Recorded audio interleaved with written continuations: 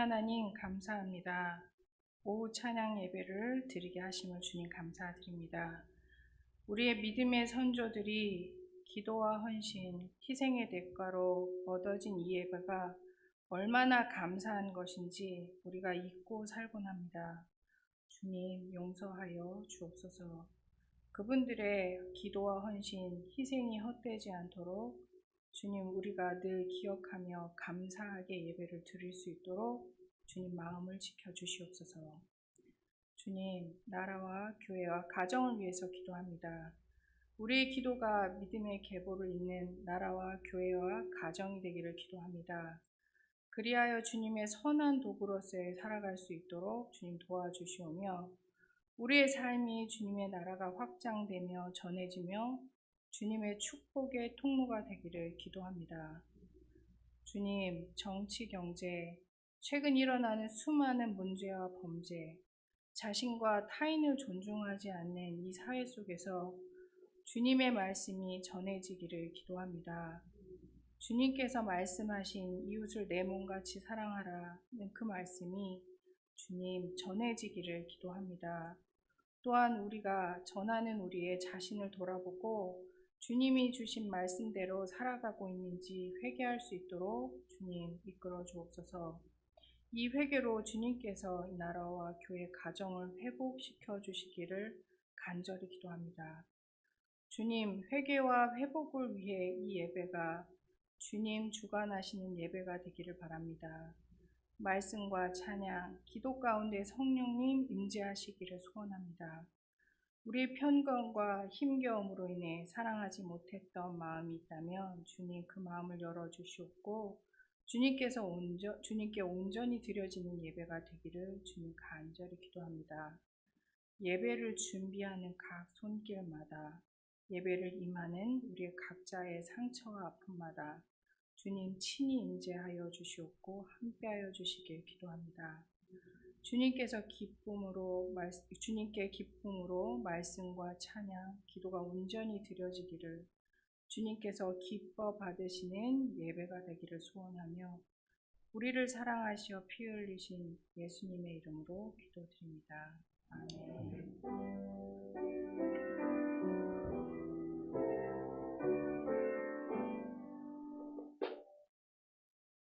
하나님께서 오늘 우리에게 주시는 말씀은 예레미야 4장 1절에서 4절입니다. 구약 성경 1055쪽입니다. 예레미야 4장 1절에서 4절을 교독하겠습니다. 여호와께서 이르시되 이스라엘아 내가 돌아오려거든 내게로 돌아오라.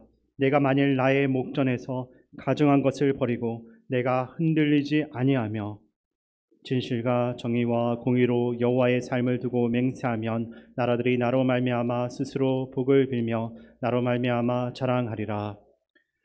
여호와께서 유다와 예루살렘 사람에게 이와 같이 이르노라. 너희 묵은 땅을 갈고 가시덤불에 파종하지 말라.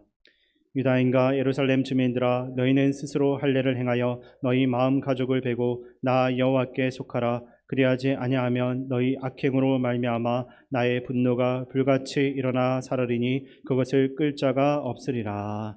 아멘. 이 시간 우리 서로를 보면서 인사 나누겠습니다. 반갑습니다. 잘 오셨습니다. 또 교회 페어로 인사 나누겠습니다. 우리는 함께 웃고 함께 우는 성령 공동체입니다.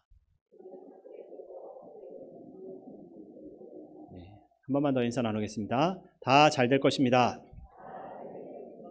네, 우리 사진 한 번만 보여주시면 좋겠습니다. 남미에 가면 세계에서 가장 긴 나라 칠레가 있습니다.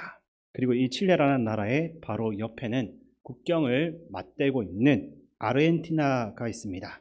근데 이 칠레와 아르헨티나가 이렇게 국경을 맞대고 있는데 두 나라의 관계가 어떨 것 같습니까? 가장 가까운 이웃 나라이기 때문에 둘이 좋은 관계가 될 수도 있겠고 또 가깝지만 정반대로 우리나라와 일본처럼 서로 앙숙으로 지낼 수 있는 관계일 것 같기도 합니다. 그들의 역사를 잠깐 들여다보면 이 두 나라가 모두 스페인의 식민지였습니다. 그래서 두 나라가 스페인의 식민지였을 때는 서로 굉장히 친하게 지냈다라고 합니다. 그래서 서로의 독립을 위해서 각자의 독립군을 서로 지원하고 같이 연합 작전도 하면서 그렇게 독립을 위해서 힘을 합쳤다라고 합니다. 그때는 참 그렇게 잘 지냈지만 문제는 두 나라가 독립을 한 다음에 공통의 적이었던 스페인이 사라지고 나니까 두 나라 사이에 문제가 발생하기 시작했습니다. 처음에는 그들의 국경지대에 있는 영토 문제 때문에 서로 간에 다툼이 발생했습니다. 전쟁을 불사할 정도로 굉장히 심각한 상황까지 가게 되었습니다.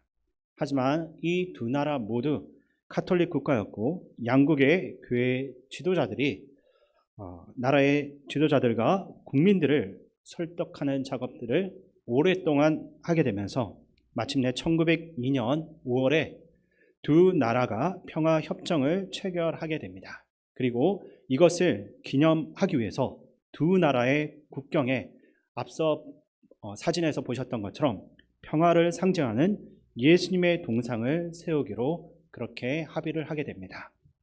그래서 그때부터 동상을 만드는 모든 준비 과정을 마치고 1904년에는 아르헨티나에서 만들어진 그 예수님의 그 조각상이 기차로 1200km를 이동한 다음 짐성을 이용해서 3000m가 넘는 산 위의 국경에 어렵게 세워지게 됩니다.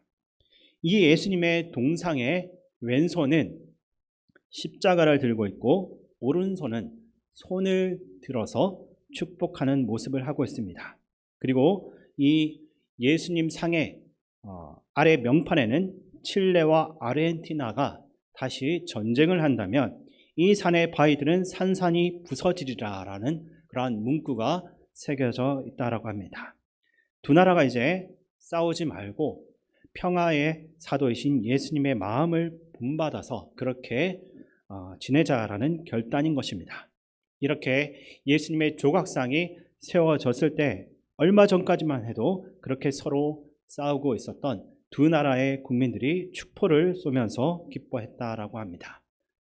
그런데 그렇게 모두가 기뻐하고 화합을 하는 가운데 한 가지 예상하지 못한 사건이 벌어지게 됩니다.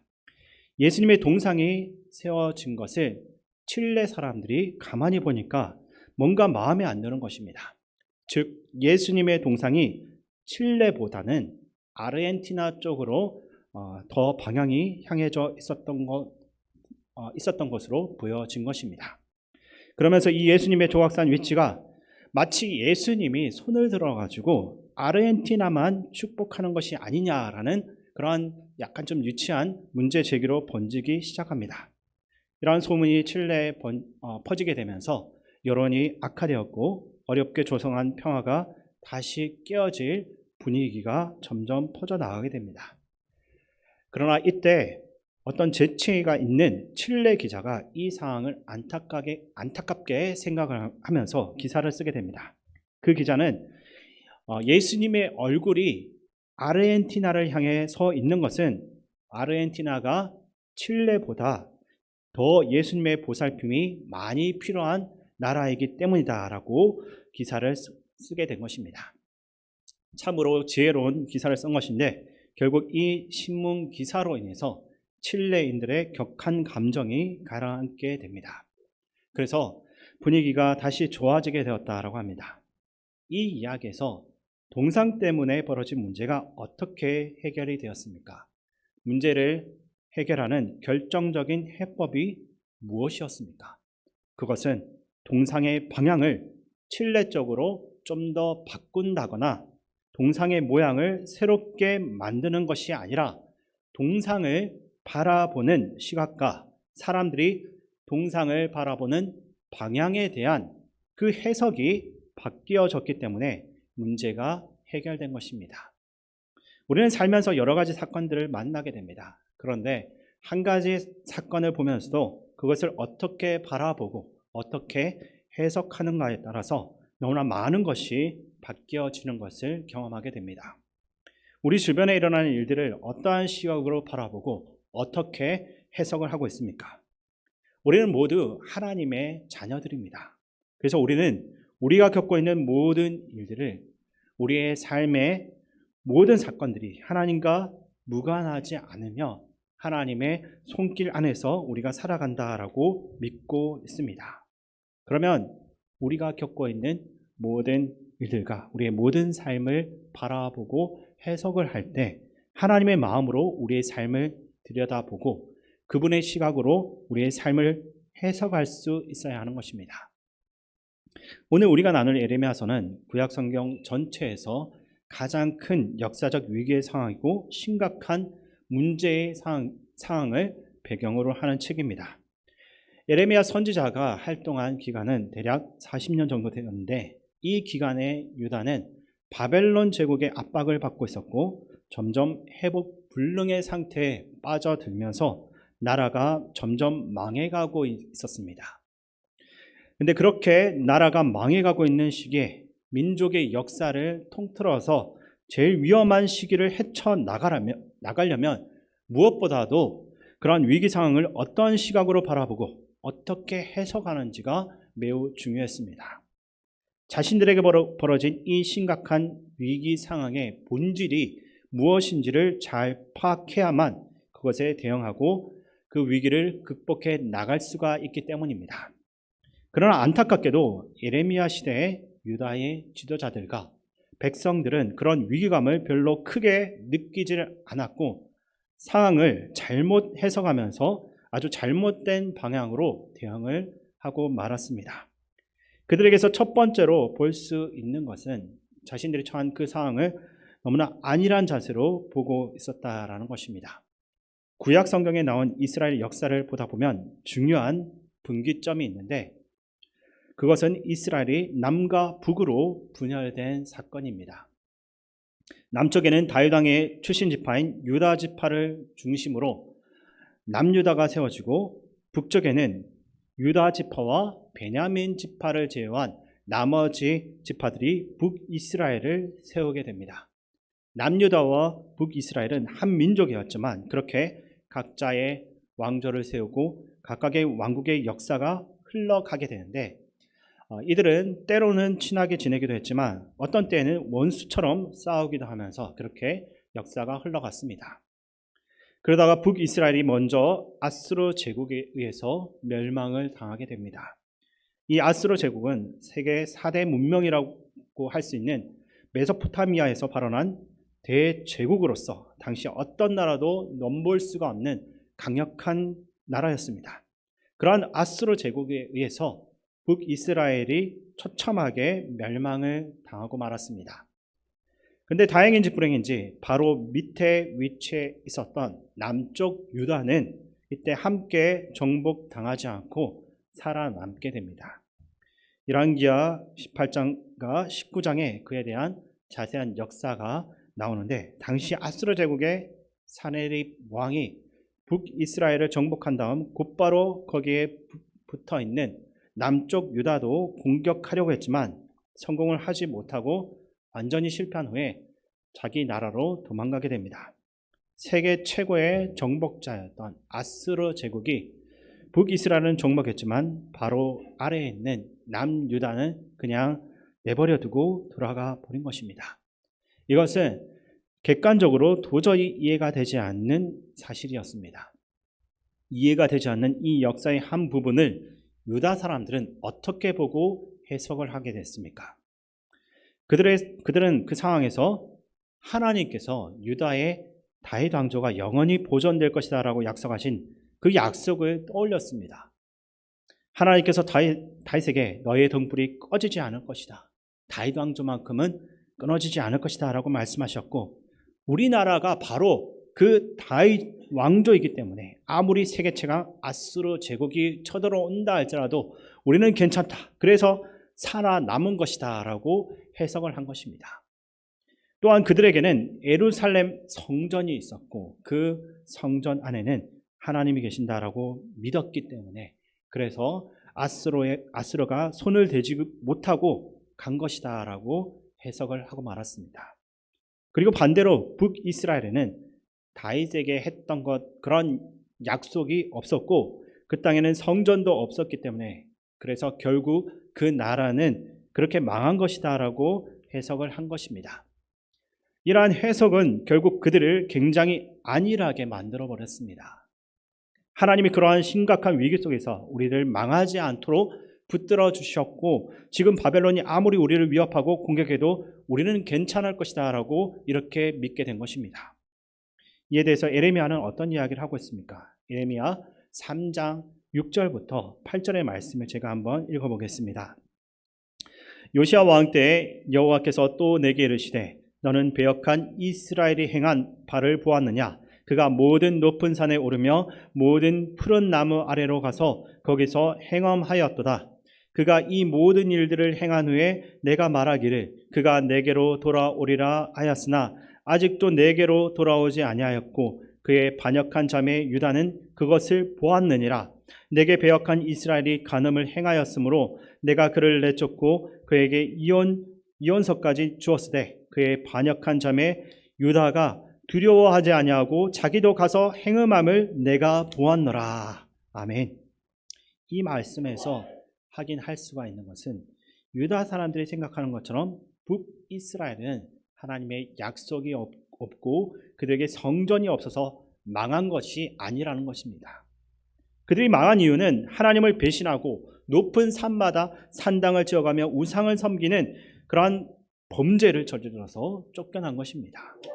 그러니까 남유다 사람들은 북이스라엘이 망하는 것을 보고 혈통적으로 다윗 왕조도 아니고 성전도 없어서 망한 거야. 하지만 우리는 둘 다 있으니까 아주 괜찮겠지라고 생각했는데 이것은 아주 잘못된 생각이었습니다. 남유다 역시 하나님께 어떻게 행동하는지에 따라서 망하든지 번성하든지 하는 것이었습니다. 따라서 남유다 사람들은 북이스라엘의 멸망을 보고 북이스라엘은 하나님을 떠나고 우상을 섬김으로써 멸망했다. 우리는 그들을 본받아서는 안 되며 오직 하나님만을 경외하며 그분의 말씀에만 순종해야지라고 해석을 해야만 했습니다. 이렇게 생각하고 회개하며 결단을 했다라고 한다면 남유다는 북이스라엘과 같은 멸망을 피할 수가 있었을 것입니다. 두 번째로 멸망 직전에 남유다는 여러 가지 국내외 정세의 흐름을 잘못 보고서 헛된 희망을 품고 있었습니다. 에레미야가 사역을 시작했을 때 유다의 왕은 요시야 왕이었습니다. 이 요시야 왕은 8살의 왕이 되었는데 그가 즉위할 때까지만 해도 지역의 패권을 아수르 제국이 장악을 하고 있었습니다. 그 세력이 남쪽의 이집트까지 뻗치고 완전히 정복하면서 그 나라의 그 이집트 제국에 계례 정부를 세우게 되었습니다. 하지만 이후에 수년의 시간이 지난 이후에 이 아수르 제국이 대내적인 여러 가지 원인들로 인해서 점점 약화되고 있었고 새로운 세력인 바벨론이 떠오르게 됩니다. 그러자 남쪽의 이집트도 아수르에게 눌려 있다가 다시 힘을 내고 그 세력을 떨치려고 준비를 하게 되었습니다. 그렇게 영원할 것만 같았던 아수르가 약화되고 이집트와 바벨론이 새롭게 부상하는 시기에 유다를 다스리던 왕이 바로 요시야였던 것입니다. 이때 유다는 지금까지 지긋지긋하게 우리를 괴롭혀온 그 아수르에서 확실히 벗어나기 위해서 신흥 제국인 바벨론의 도움을 받고자 했고 그들 편으로 마음이 기울어 있었습니다. 그러나 이를 못마땅하게 여긴 이집트가 이 둘 사이에 개입하게 되면서 요시야 왕은 이집트와 맞서다가 전쟁터에서 죽고 말았습니다. 에레미야가 사역을 하던 이 시기는 국제 정세가 긴박하게 요동을 치고 있던 때였습니다. 그리고 유다 왕국은 이집트와 바벨론 중에 어느 편에 설지 여기에만 촉각을 곤두세우고 있었습니다. 그리고 아수르가 힘이 없어지니까 바벨론 편에 붙고 바벨론이 괴롭히면 이집트에 붙는 방식으로 강대국들 사이에서 그 힘에 저울질을 하면서 처세를 잘 해나가는 것이 살아남을 수 있는 가장 최고의 방법이라고 생각했던 것입니다. 예레미야는 이런 유다 사람들에게 어떤 말씀을 하고 있습니까? 조금 더 앞으로 가서 예레미야 2장 36절부터 37절에 보면 이렇게 나와 있는데 제가 이 말씀 읽어드리겠습니다. 내가 어찌하여 내 길을 바꾸어 부지런히 돌아다니느냐? 내가 아수르로 말미암아 수치를 당한 같이 또한 예굽으로 말미암아 수치를 당할 것이라. 내가 두 손으로 내 머리를 싸고 거기서도 나가리니 이는 내가 의지하는 자들을 나 여호와가 버렸으므로 내가 그들로 말미암아 형통하지 못할 것임이라. 아멘. 하나님은 유다 왕국이 강대국에만 의지하는 그런 행동과 그 결과는 수치와 고통뿐이다라는 것을 말씀하고 있습니다. 그들이 다른 힘센 나라들을 의지하면 무언가 해결될 것만 같은 그러한 희망을 품고 있는데 그 모든 것들이 다 소용없는 것이다라고 분명하게 말씀하고 있습니다.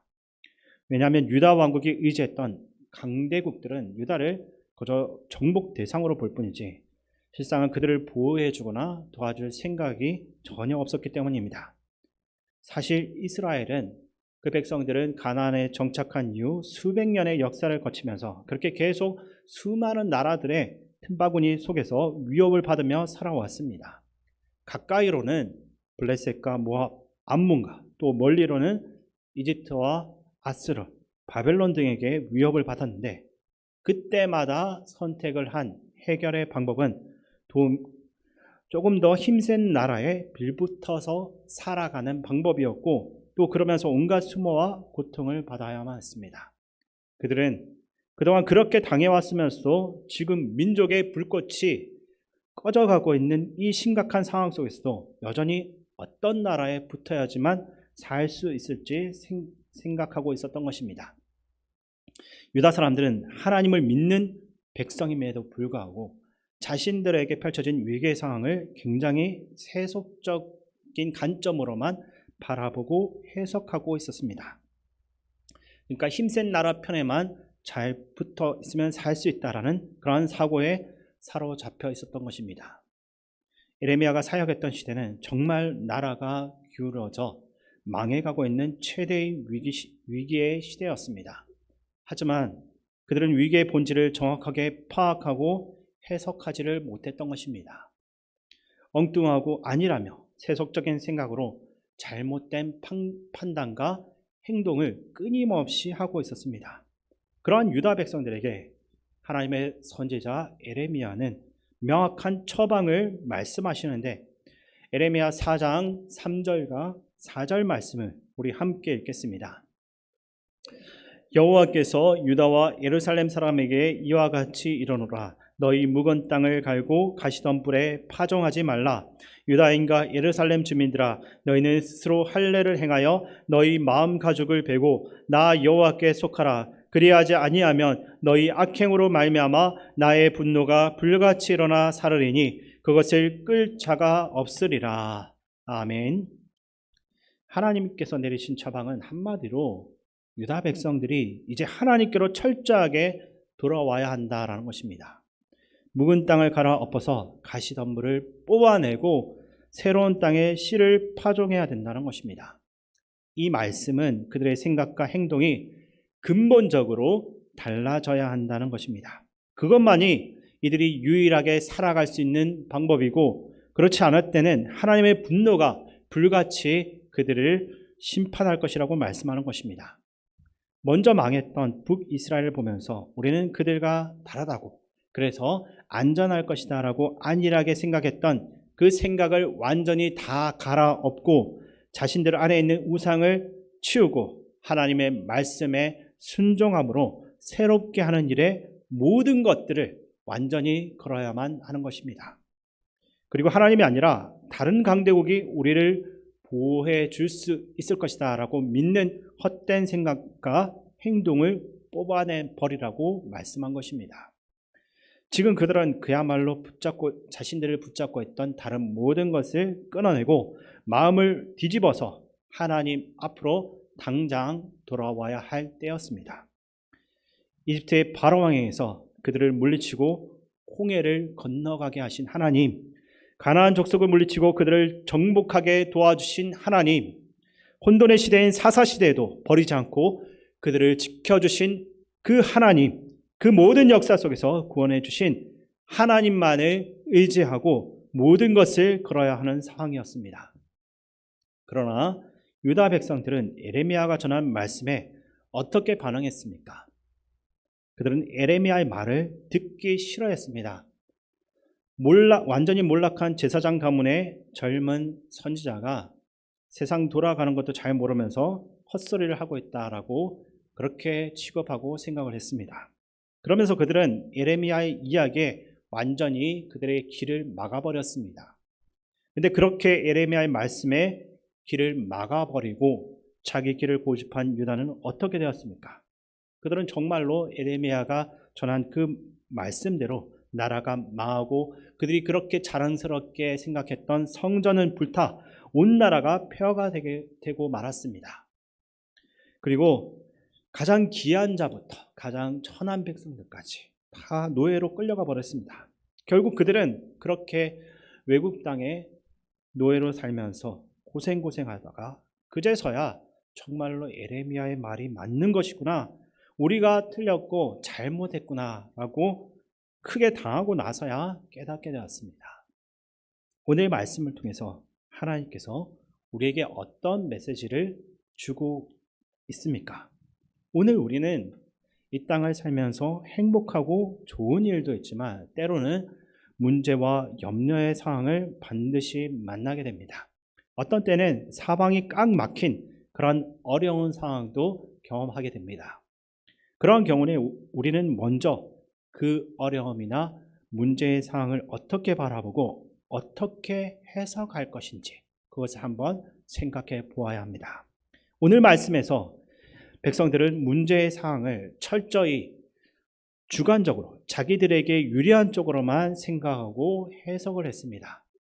자기들이 행한 잘못과 오류는 전혀 보지를 못했습니다. 문제의 원인을 엉뚱한 곳에서 찾았던 것입니다. 하나님이 우리를 어떻게 보고 계실지를 생각하지 못했습니다. 그리고 그 문제의 상황을 철저하게 세속적인 시각으로만 해석하고 세속적인 해결 방법에만 매달렸던 것입니다. 그들에게 신앙적인 해석과 신앙적인 판단은 전혀 작동하지를 못했습니다. 우리가 기가 막힌 웅덩이와 수렁에 빠지게 될 때 가장 먼저 나와 하나님과의 관계에서 점검해야 할 것은 이것을 먼저 한번 생각을 해봐야 할 것입니다. 즉 문제의 원인이 내 안에 있는 것인가? 이것을 먼저 볼 수 있어야 합니다. 하나님이 지금 나를 보시면 무슨 말씀을 나에게 하기를 원하실까? 하나님이 나를 어떤 눈으로 바라보실까? 이것을 살필 수 있어야 됩니다. 내가 하나님께로부터 멀어져 있고 지금도 계속해서 멀어져 가고 있지는 않은지 체크를 해봐야 합니다. 내가 정말 하나님을 진심으로 사랑하고 믿고 순종하고 섬기고 있는지 우리 자신을 돌아보고 방향을 바꾸어서 하나님께로 당장 돌아갈 수 있어야 합니다. 또 어떠한 상황을 볼 때 우리가 그동안 세상에서 배우고 익히고 경험한 그런 세속적인 관점과 해서 세속적인 해법에만 매달리지 않기를 바랍니다. 세상의 지혜와 세상의 힘은 분명히 한계가 있고 그것들은 우리에게 완전한 도움이 될 수 없습니다. 아무리 똑똑한 사람도 아무리 지혜로운 사람도 하나님의 지혜를 결코 뛰어넘을 수가 없습니다. 또 아무리 힘 있는 사람도 하나님께서 가지신 그 능력을 뛰어넘을 수는 없습니다. 내가 내 힘으로 내 머리를 잘 굴려가지고 살려고 고민하고 세상의 지혜와 힘을 따르고 그렇게 하기보다는 전능하신 하나님을 의지하고 그분께 묻고 하나님의 시각과 관점으로서 해법을 구할 수 있는 삶이 될 수 있기를 바랍니다. 하나님은 우리들이 어떤 마음과 삶으로 살고 있는지를 잘 알고 계십니다. 그리고 해결 방법도 하나님의 손 안에 있습니다. 그러므로 우리가 무엇보다도 하나님께 더욱더 가까이 가는 것이 우리에게 복이 되는 것입니다. 우리가 하나님의 생각과 마음에 가까이 가고 하나님의 눈을 우리도 가지고 이 예배를 마치고 들어가서 한 주를 살아가는 동안 한 걸음이라도 더 하나님께 가까이 가기 위해서 우리의 온 마음을 다할 수 있기를 바랍니다. 하나님께 가까이 돌아가는 그 삶을 살아감으로써 그분이 주시는 놀라운 은혜와 축복이 가득한 우리 모두의 삶이 될 수 있기를 주님의 이름으로 축원드립니다. 우리의 하나님 아버지, 우리의 믿음의 눈, 우리의 영적인 눈을 열어주시옵소서. 우리가 만나는 모든 어려움이나 문제들 그 뒤에 들어있는 영적 의미들을 온전히 깨달을 수 있는 지혜를 허락해 주시고 오직 하나님의 뜻대로 우리의 삶을 변화시키며 하나님이 주시는 하늘의 기쁨과 복을 누릴 수 있게 하여 주시옵소서. 우리가 이 땅을 살고 있지만 세속적인 것에 매이지 않고 오직 하나님의 말씀으로만 승리하는 신실한 주의 자녀의 삶을 살 수 있게 도와주시옵소서. 늘 우리와 함께 하시는 예수님의 이름으로 기도드립니다. 아멘.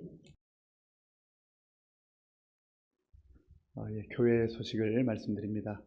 오늘까지 우리 9월 10일에 있는 항존직 선거 후보자들은 사무실에 가면 서약서 양식이 있습니다. 여기에 이름을 적으시고 제출해 주시면 감사하겠습니다. 구역 8월까지 이제 방학을 했고 이번 주 수요 기도 이후에 구역장 권찰 모임이 시작이 됩니다. 우리 구역장 권찰님들 기억하시고 함께 또 참여하셔서 구역 예배를 다시 시작할 수 있는 준비를 해주시기 바랍니다.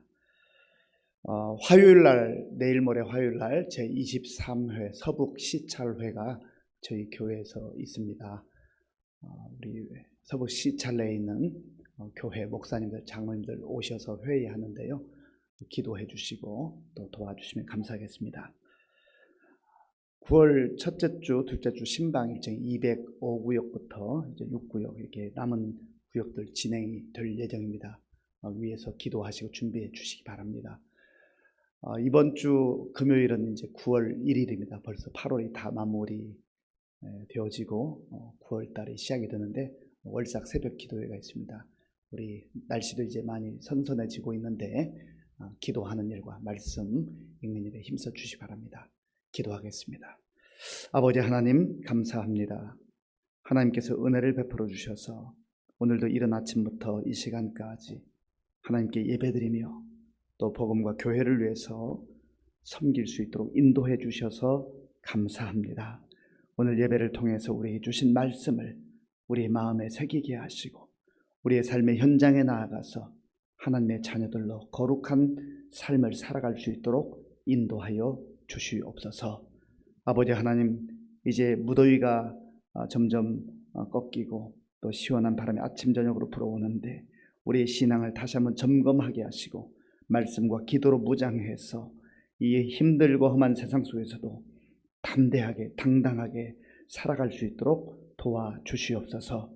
아버지 하나님, 내일 모레 화요일에 뇌종양 제거 수술을 준비하고 있는 우리 김진영 집사님을 긍휼히 여겨주시고 하나님께서 그 마음과 생각을 붙들어 주시며 또 수술을 집도하는 의사 선생님 그 손길과 생각을 붙잡아 주시어서 하나님의 인도하심을 따라 정말 최선의 결과를 맞이할 수 있도록 인도하여 주시옵소서. 지금은 우리 주 예수 그리스도의 은혜와 우리 아버지 하나님의 크신 사랑과 성령님의 교통하심과 역사하심과 인도하심이 험악한 세상 속에서 하나님의 자녀로 부름받고 거룩한 하나님의 백성들로 살기로 결단하는 모든 성도들 머리 위에와 교회 가운데 이제로부터 영원토록 함께 하옵시기를 간절히 축원하옵나이다. 아멘.